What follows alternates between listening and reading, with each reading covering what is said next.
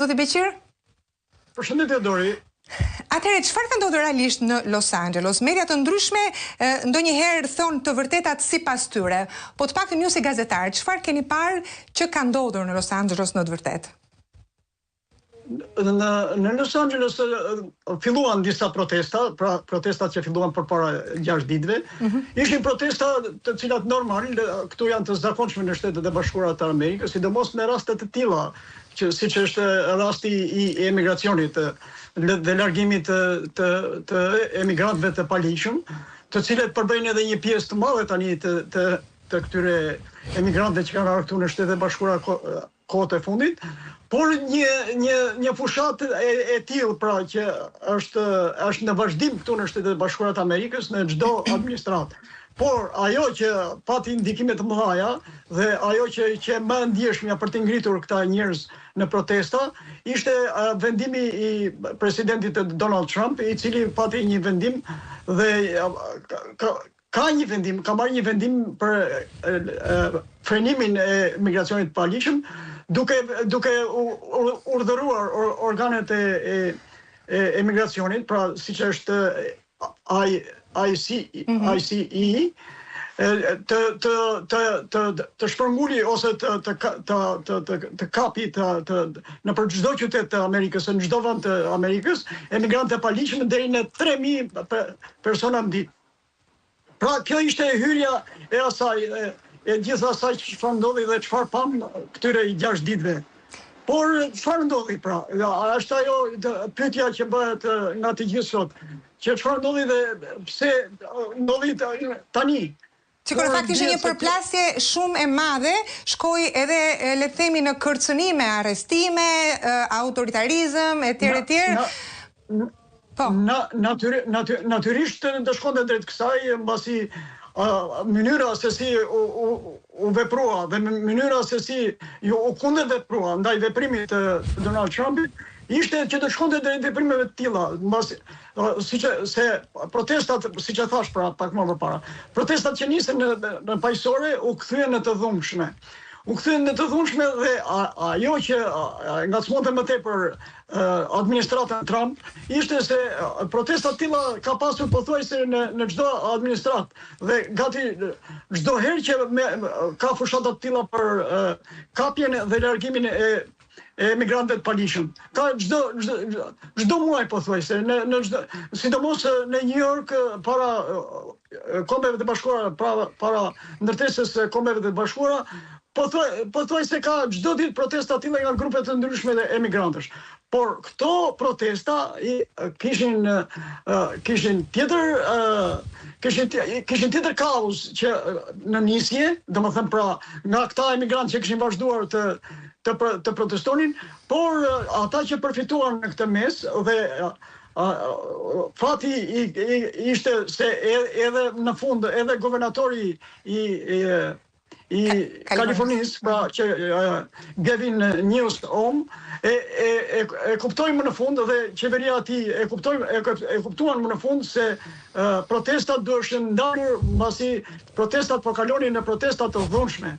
Dhe ata që po përfitonin ishin grupet anarkiste të cilat... Në fakt kemi parë pamje, zoti Beqir, pamje që dukej se nuk ishin në Shtetet e Bashkuara të Amerikës, na kujtuan ato të disa viteve më parë, të 6 viteve më parë, COVID-19 edhe të George Floydit, ishin të njëjta.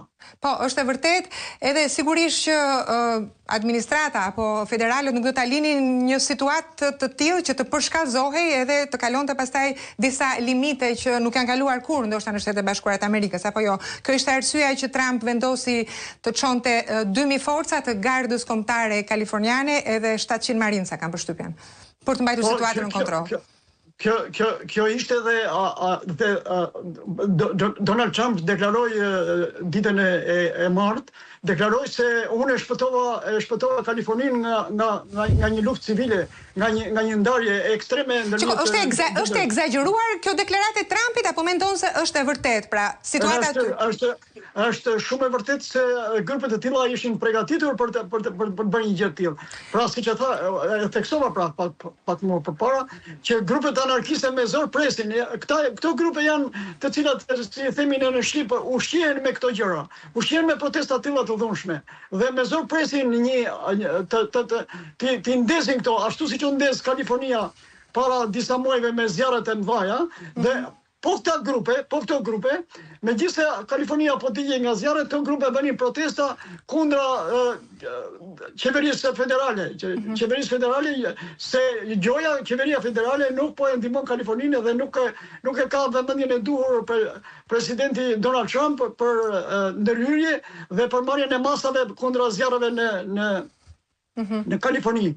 Madje, nëse do të referohemi atyre protestave dhe asaj çfarë ndodhi në Kaliforni me zjarret e vitit kaluar, duhet kujtojmë atë që kur presidenti Donald Trump u takua vetë me guvernatorin e Kalifornisë Newsom, kur u takuan, patën në gjithë ishin kundërshtar, pra ishin në linja shumë të ashpra të kundërshtive me njëri tjetrin, u treguan shumë miqësor dhe u duk se çdo gjë u sheshua dhe do të kalonte në paqe ndërmjet të dy qeverive, qeverisë vendore të Kalifornisë dhe qeverisë federale.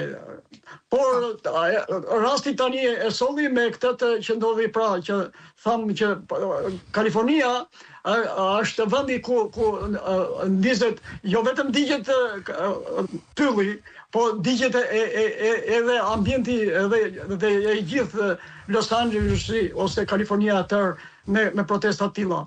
Këto prej viteve ka treguar Kalifornia që grupet të tilla që përfitojnë nga këto raste janë mëse të forta në Kaliforni.